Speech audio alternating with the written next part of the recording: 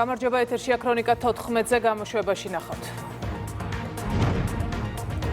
დროშსაქმიანობაში დახმარებისა და საბოტაჟის მცდელობის საქმეზე გენერალურ პროკურატურაში გამოკითხვები გრძელდება.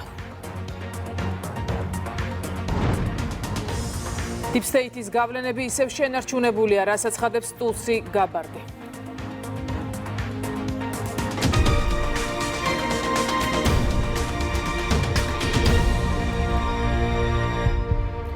ანტიკორუფციული ბიუროს უფროსი საჯარო სექტორის წარმომადგენლებთან სამუშაო შეხვედრას მართავს, განიხილავენ კორუფციის წინააღმდეგ ბრძოლის შესახებ კანონში განხორციელებულ ცვლილებებს და მამხილებლის უფლებების დაცვის გაუმჯობესების მიზნით გატარებულ რეფორმებს. ნინო არღულიანი გვეტყვის შეხვედრის მეტ დეტალს. ანტიკორუფციული ბიუროს ხელმძღვანელმა დღეს სამინისტროებისა და სიპების წარმომადგენლებს ის ცვლილებები გააცნო, რომელიც პარლამენტმა უკვე მიიღო და რომელიც რაჟდენ კუპრაშვილის განცხადებით რიგ საკითხებს ახლებურად არეგულირებს. მაგალითად, საჯარო მოხელეს რამდენიმე უწყებაში ერთდროულად დასაქმების უფლება აღარ ექნება, ცვლილებების მიხედვით მრჩეველი აღარ იქნება ანაზღაურებადი პოზიცია და ასევე ამ ცვლილებების მიხედვით შემოდის მამხილებლის ინსტიტუტი, რომელიც კუპრაშვილის განცხადებით უწყებების საქმიანობას უფრო ეფექტურს გახდის, რადგან მამხილებელი ექნება შესაძლებლობა სხვადასხვა უწყებაში კონკრეტულ გადაცდომასა თუ კონკრეტულ დარღვევასთან დაკავშირებით ინფორმაცია სწორედ ანტიკორუფციულ ბიურომდე მიიტანოს. მამხილებელს არ ექნება ანაზღაურება, ის შეიძლება იყოს ნებისმიერი ადამიანი, ასევე კანონის მიხედვით მამხილებელს ექნება უფლება ანონიმურობა შეინარჩუნოს.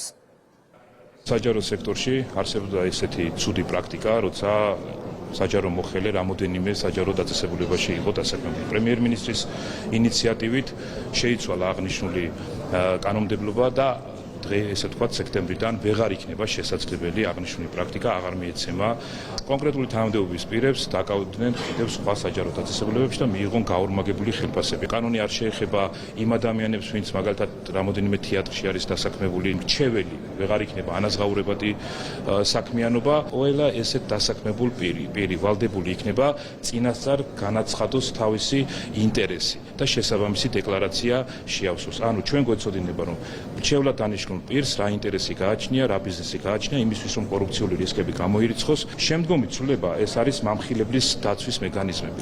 ეს არის სრულიად სიახლე, სადაც ყველა საჯარო დაწესებულებაში იარსებებს მხილების ძლიერი მექანიზმი. ეს იმას ნიშნავს, რომ ხშირ შემთხვევაში, როცა მოქალაქე მიმართავს საჯარო დაწესებულებებს, არ არის დროული პასუხები ამა თუ იმ გადაწყვეტილებებთან დაკავშირებით. ეს იქნება რეფორმა, რომელიც უზრუნველყოფს და გამჭირვალობას შეიტანს.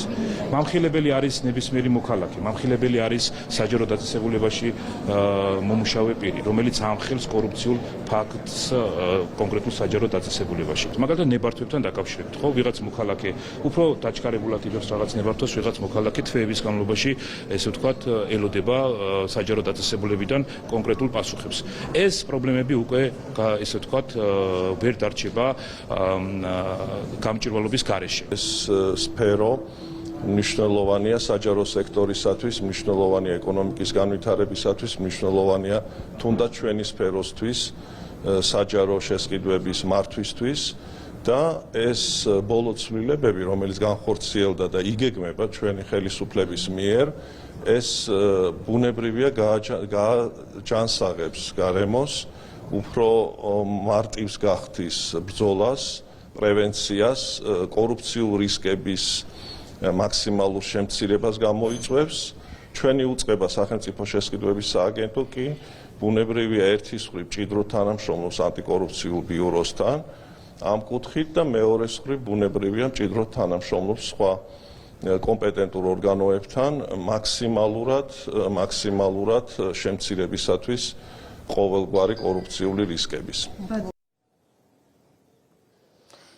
კორუფციის წინააღმდეგ ბრძოლის შესახებ კანონში ცვლილებები სექტემბრიდან ამოქმედება, ხვალ კი ანტიკორუფციული ბიუროს ხელმძღვანელი მსგავს შეხვედრას, როგორი შეხვედრაც დღეს გაიმართა, გამართავს უკვე ადგილობრივი თვითმმართველობის წარმომადგენლებთან. პირდაპირ ეთერში ნინო არღულიანი საუბრობდა. საბას ხვიტარიძეს პოლიციელზე თავდასხმის მუხლით ჯანმრთელობის განზრახ მსუბუქი დაზიანებით გადაუკვალიფიცირდა შუამდგომლობა სასამართლო პროცესზე პროკურატურამ დააყენა. მუხლის გადაკვალიფიცირების გამო დაცვის მხარემ ბრალდებულის პატიმრობიდან გათავისუფლების შუამდგომლობა დააყენა, რაც სასამართლომ არ დააკმაყოფილა. პროკურატურა ყოველთვის ხელმძღვანელობს მტკიცებულებათა მაღალი სტანდარტით. მოცემულ შემთხვევაში, ვინაიდან სასამართლოში გამოყენებული მტკიცებულებებით უთხოვარად ვერ დგინდებოდა, რომ ბრალდებულმა შესაძლოა იცოდა პოლიციელების მიერ სამსახურების საქმიანობის განხორციელების თაობაზე, ამდენად პროკურატურის მიერ მიღებული იქნა ობიექტური და სამართლიანი გადაწყვეტილება მისთვის კვალიფიკაციის შეცვლის თაობაზე. Დიდიდან ხმაური და დაპირისპირება იყო თბილისში, თვალჭრელიძის ქუჩაზე, სადაც მოსახლეობის გამოსახლების პროცესი მიმდინარეობს. ადგილზე იმყოფებიან პოლიციის და აღსრულების ეროვნული ბიუროს წარმომადგენლები. აღსრულების ეროვნულ ბიუროში განმარტავენ, რომ შენობა ნაგებობების სრულად ამორტიზებულია, რასაც სამხარაულის ექსპერტიზის დასკვნაც ადასტურებს. გიორგი აბაზაძე გვერდდება პირდაპირ ეთერში. თვალჭრელიძის პირველ ნომერში მცხოვრებლებთან ახლა ინდივიდუალურად მიმდინარეობს მოლაპარაკებები. მედიაციის პროცესში ჩართულია როგორც აღსრულების ბიურო, ასევე ტერიტორიის მესაკუთრე კომპანიის წარმომადგენლები. მოქალაქეებს, რომელთაც არ აქვთ არც სოციალური და არც დევნილი სტატუსი, მესაკუთრე კომპანიას თავაზობს რამდენიმე თვით ქირით გაყვანას, იმის მიუხედავად, რომ როგორც ამბობენ Black-Sea Properties-ში, მათ ამის ვალდებულება იურიდიულად არ აქვთ.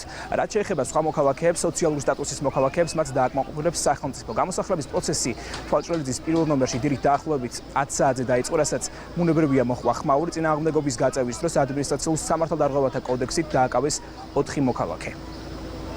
ქუჩა დავდიოდი, ვნახე რომ დანგნის იყო შენობა, შევედი თავი შევაფარე. შემდეგ ამოხმოჩნდა რომ მე პატრონე ყავ და მეტი გზა არ მქონდა საწაფსულიყავი, ვიყავი ამდენ ხან აქ. მიმდინარეობს მოლაპარაკება. ანუ ქირით მითხრეს გასვლა, მაგრამ არ ვიცი თუ 1-2 თვითონ. მივიღეთ კრედიტორისგან ეს დახმარება, რომ რაღაცით მიზერულით, რასაც შეძლებს კრედიტორი, გაგვიწევს დახმარებას და მე მგონი თანახმავ ვიქნებით იმაზე, რასაც კეთილინება მის კონსულტაცია ჩემს მარწმუნებლებს და მათ ვუთხარი, რომ იყო გარდაუვალი მათი გაყვანა, იმიტომ რომ ეს იყო კერძო საკუთრებად. მიმართული გვაქვს ჩვენ მერიაში, რა თქმა უნდა, აბსოლუტურად ყველა დოკუმენტაცია დევს და არის განხილვის პროცესში. ვაწარმოეთ მოლაპარაკება კრედიტორ მხარესთან, სადაც კრედიტორ მხარემ გამოიჩინა ერთჯერად კეთილი ნება და დაგვპირდა ერთჯერად კომპენსაციას, რომელსაც ველოდებით. როგორც კი დასრულდება გამოსახლების პროცესი, რა თქმა უნდა, დაგვაკმაყოფილებს კომპენსაცია. მიმდინარეობდა და მიმდინარეობს აქ მაცხოვრებლებთან კომუნიკაცია, კრედიტორ მხარესთან, ასევე სახელმწიფო სხვადასხვა უწყებებთან, მათი მოლაპარაკების თაობაზე. ნაწილ ხალხთან უკვე განხორციელდა გარკვეული სახის მოლაპარაკება და მიიღეს გარკვეული სახის დაკმაყოფილება მათ.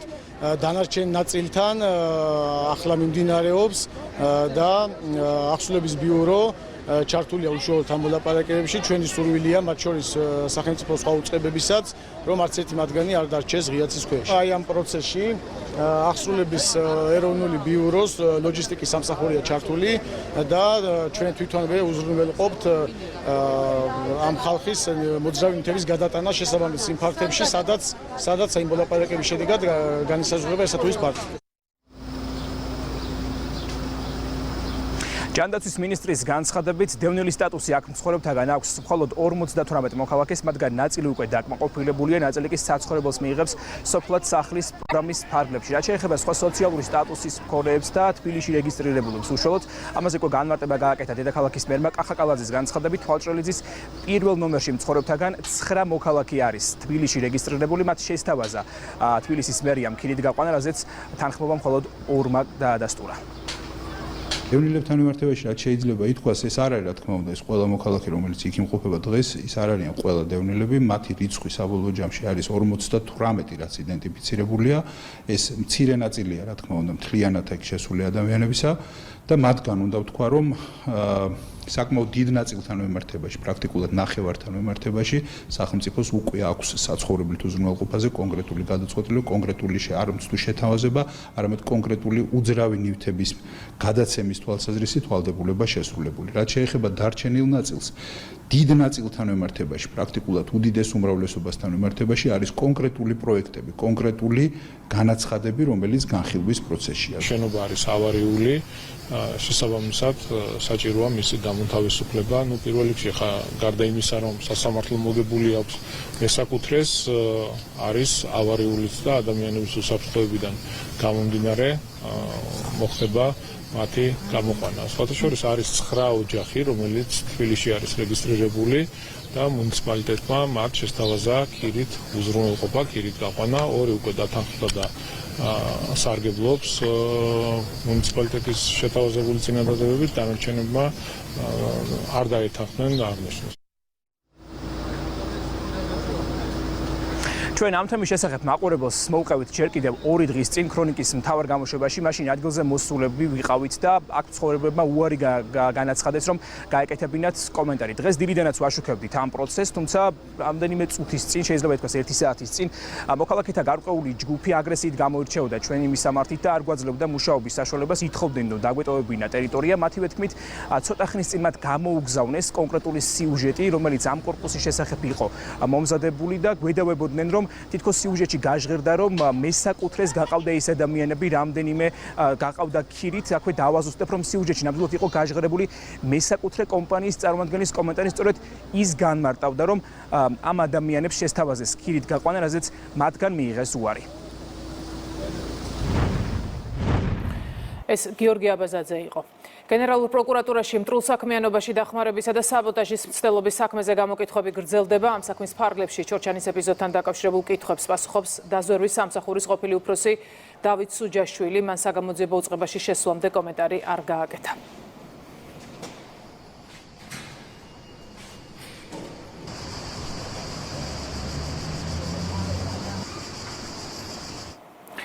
მეგობარი აქტის მიღება შეჩერებულია. მიზეზი 3 სენატორია, რომლებიც მეგობარი აქტის მიღებას ბლოკავენ. 3-ვე სენატორი რესპუბლიკელია, მათგან ერთ-ერთი ამერიკის პრეზიდენტის მეგობარი და ნდობით აღჭურვილი პირია. თემაზე სოფო ბერიძე მუშაობს და ის გვიერთდება ახლა პირდაპირ ეთერში. მარკოინ მალინის პოზიციას იზიარებენ სენატორები მაიკლი და რენდ პოლი, 3-ვე მათგანი რესპუბლიკელი სენატორია, ანუ დონალდ ტრამპის პარტიის წარმომადგენელი. ხელისუფლებისთვის მეგობარ აქტად წოდებული დოკუმენტი არც არასოდეს ყოფილა მეგობრული კანონპროექტი, რადგან როგორც ქართული ოცნების წევრები ამბობენ, ეს კანონპროექტი გაჯერებულია ცილისწამებით და სიცრუით. და მაშინ, როდესაც ამ დოკუმენტის ინიციატორი ჯო ვილსონია, ქართული ოცნებისთვის ისედაც ყველაფერი გასაგებია. ოპოზიცია კი ახლა ხავს ეჭიდება. ისინი ცდილობენ საზოგადოება დაარწმუნონ, რომ რეალურად ეს 3 სენატორი კანონპროექტის მხოლოდ დაჩქარებული წესით განხილვას ეწინააღმდეგება მაშინ, როდესაც ინფორმაციის პირველ წყარო, ანუ ჟურნალისტი ალექს რაიფოგლუ პირდაპირ ამბობს, რომ რესპუბლიკელი სენატორები მეგობარ აქტად წოდებული დოკუმენტის მიღებას ბლოკავენ. ამ ფონზე ლელოში ცდილობენ ამტკიცონ, რომ ვაშინგტონში მათ მიერ გამართულ შეხვედრებს მოჰყვება კონკრეტული შედეგი უკვე წლის ბოლოს. ეს საზოგადოებას დღეს გრიგოლ გეგელიამ ამცნო, ოღონდ ამ შეხვედრებიდან 1 კვირის დაგვიანებით და მხოლოდ მას შემდეგ, რაც გაირკვა, რომ 3 ამერიკელი სენატორი მეგობარ აქტად წოდებული დოკუმენტის მიღებას ბლოკავს. აქ საუბარი დღეს არის იმაზე, რომ რამდენიმე სენატორი, სულ 3 სენატორი და განსაკუთრებით კი რენდ პოლი არ არის ამ შინაარსის მომხრე და შესაბამისად ამ მომენტისთვის შეფერხებული არის დაჩქარებული წესით ამ აქტის პრეზიდენტისთვის გადაცემა. წესით და რიგით მეგობარი აქტს განხილვა უწევდა შემოდგომიდან, სექტემბრიდან. ჩვენი მიზანი იყო, რომ რამენაირად მოხერხებულიყო მისი განხილვა ზაფხულის პერიოდში, მაგრამ ხედავთ, რომ არიან სენატორები, რომლებიც არათუ მეგობარი აქვს, არამედ რიგ აქტებს, რომლებიც სხვადასხვა მათი კოლეგების მიერ არის ინიცირებული, უბრალოდ არ აძლევენ საშუალებას, რომ სწრაფი ტემპით იყოს განხილული. მოულოდნელად ჩამოკრა უბედურების ჟამმა ნაცმოძრაობაში, როდესაც გაიგეს, რომ ეს მეგობრობის აქტი და მისი განხილვა შეჩერდა. დიდი იმედი გვაქვს, რომ ამერიკასთან დაიწყება ნენელა, მაგრამ დაიწყება გადატვირთვის რეჟიმი, გამომდინარე იქიდან, რომ კიდევ ერთხელ ვიმეორებ, ეს თავად ამერიკის ინტერესებშიც არის და სწორედ ამიტომ არის, რომ დაიბლოკა ჯანსაღი ძალების მხრიდან ამერიკაში ეს ეგრეთ წოდებული მეგობრობის აქტი. რასაც ტრამპი და მისი ადმინისტრაცია აცხადებს, ეს არის ოჯახური ღირებულება, ეს არის პარტნიორობა, ეს არის სხვა ქვეყანაში პოლიტიკურ პროცესებში ჩაურევლობა და ასე შემდგომ. ამის საწინააღმდეგო საკითხები წერია ამ აქტში. სრულად გაჯერებულია სიცრუით, ცილისწამებით, ტყუილით და უკვე გამოაშკარავდა ის თუ რის შედეგად მოხდა ამ ყველაფრის ჩაწერა აღნიშნულ აქტში. არის კონკრეტული კონგრესმენი, რომელსაც 87,000 თუ 360,000 არის პლენად გადახდილი და აკრძალულ ვილსონს 87,000 აქვს აღებული იმაში, რომ საქართველოს გააშავოს და სრულად ტყუილი ინფორმაცია ჩაწეროს და გააჯეროს აღნიშნული აქტი. ეს არის მოცემულობა, ეს არის რეალობა, ეს არის სიმართლე, რაც ცნობილი გახდა ფარას კანონიდან. ეგრეთ წოდებული მეგობარი აქტი, როგორც ცნობილია ქართული ოპოზიციის მეგობრის ჯო უილსონის ინიციატივა, სწორედ უილსონის შემომწირვალ კომპანიასთან გააფორმა ლობისტური ხელშეკრულება ნაციონალურმა მოძრაობამ, დოკუმენტები კი საჯარო სულ ცოტა ხნის წინ ამერიკული ფარას წყაროებიდან გახდა. მეგობარ აქტად წოდებული კანონპროექტი საქართველოს მაღალი თანამდებობის პირებისთვის სანქციებსა და სავიზოს შეზღუდვებს ითვალისწინებს. ჟურნალისტი ვაშინგტონიდან კი უწყება, რომ 3 რესპუბლიკელი სენატორი ამ კანონპროექტის კანონად ცევას ბლოკავს.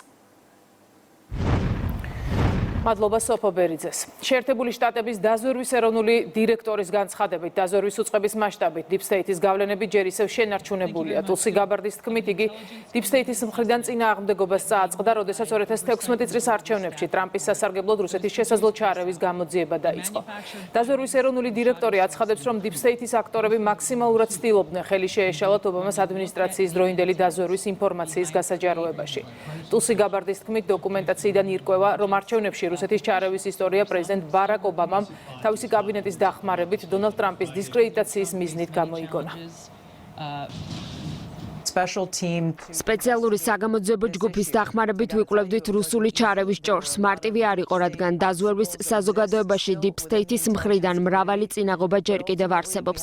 საბოლოოდ მამხილებელმა მოგვაწოდა ამ ამბის შესახებ მნიშვნელოვანი ინფორმაცია და შევძელით ამ დოკუმენტების პოვნა, საიდანაც ჩანს, რომ პრეზიდენტმა ობამამ ეროვნული უსაფრთხოების ლიდერებს, ასევე ჯეიმს კლეპერსა და ჯონ ბრენენენს მისცა განკარგულება, რომ გაეყალბებინათ 2017 წლის დაზვერვის შეფასების ანგარიში.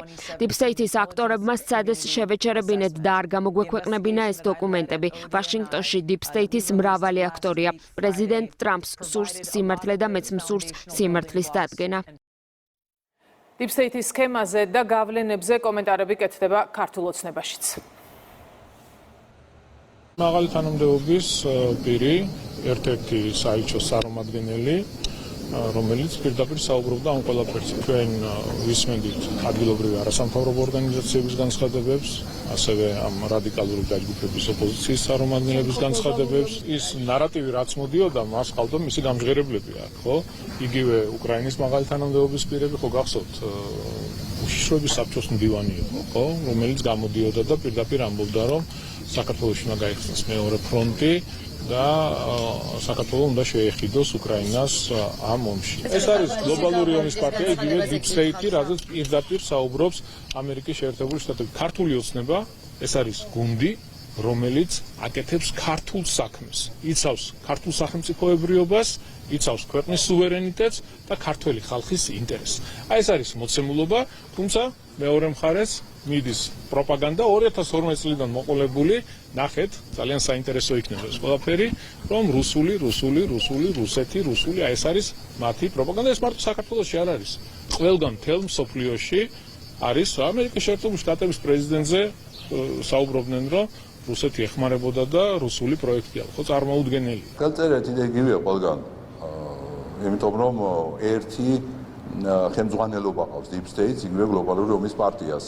და ბოლო წლებში განსაკუთრებით ეს ნარატივი განავითარეს, რომ თუ ვინმე დაიცავს ეროვნულ ღირებულებას არის რუსეთუმე, თუ ვინმე სარწმუნოებაზე ისაუბრებს, ეს მომდინარეობს რუსეთიდან, რა გამოდის, რომ რუსეთი მართავს თურმე არჩევნებს ამერიკაშიც, ევროპის ქვეყნებშიც, სოფლიოს სხვადასხვა სახელმწიფოებში, პოლიტიკურ პროცესებს არჩევნების მერე და ასე შემდგომ და გამოდის, რომ ნახევარ სოფლიოს მათი აზრით თურმე რუსეთის ფედერაცია მართავს. და მაშინ რატო საუბრობდნენ, რომ რუსეთი დასუსტდა და მოდი თქვენ ახლა შედით საქართველოს რუსეთთან სამხედრო კონფლიქტშიო. ეს ერთგვარი სტიგმაა, რომ დღეს რაღაცა რუსეთუმეობა და რუსეთის მომხრეობა მიაწებონ მათ მოწინააღმდეგეს, მაგრამ თავარი ის არის, რომ ბოლო პერიოდში უკვე გაცდა ეს მეთოდი.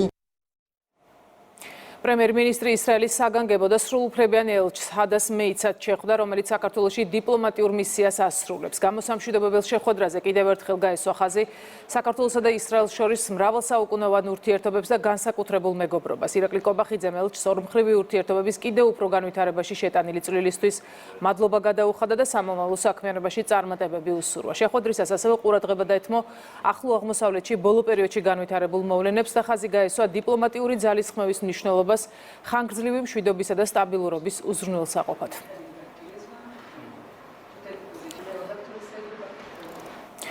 კახაკალაძის თქმით, ის აპირებს არჩევნებში მონაწილეობა მიიღოს. თბილისის მერის განცხადებით, ოფიციალური წარდგენა უახლოეს მომავალში მოხდება, მზადება უკვე დაწყებულია და ქართული ოცნება საარჩევნო კამპანიას მალე გახსნის. ბევრი კარგი პროექტი იქნა განხორციელებული, როგორც დედაქალაქში, ასევე რეგიონებში, სოფლებში, ქალაქებში.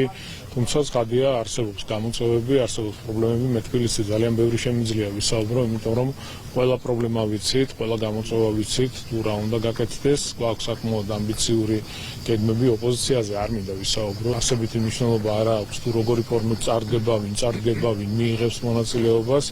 თავარი არის ის, რომ ჩვენ უკვე მზადება დაწყებული გვაქვს არჩევნებისთვის. ყველაზე მნიშვნელოვანი არის ის, რომ არასდროს კომუნიკაცია და კონტაქტი არ გაგვიწყვეტია ხალხთან და ეს რა თქმა უნდა არის ძალიან დიდი სიძლიერე ჩვენი გუნდისა და ერთადერთი გუნდი, ვისაც რეალურად გააჩნია კონკრეტული ხედვა თუ რა უნდა გაკეთდეს პირობითად დედაქალაქში, თუ როგორ უნდა უწყობასხოთ იმ გამოწვევებს, რომელიც ეს პრობლემების სახით არის წარმოდგენილი, ეს არის ქართული ოცნება.